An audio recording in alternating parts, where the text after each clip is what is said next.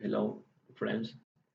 In this series of videos, I'm going to do the analysis and design of a bridge, um, in CSI bridge using Python.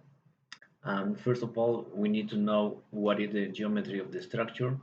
In this case, we have a bridge that it has a length of 110,000 millimeters, and the depth of the bridge is 2,000, 20,000 millimeters. And secondly, we have to know which components the bridge has. For example, we have an arch and we have the principal beam. And the arch is connected with the principal beam with some cables.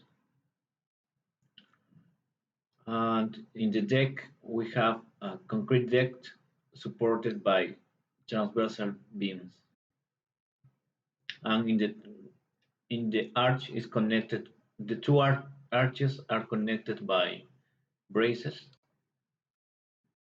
and it would be all the components that the bridge has, and we're going to model it in CSI Bridge using Python.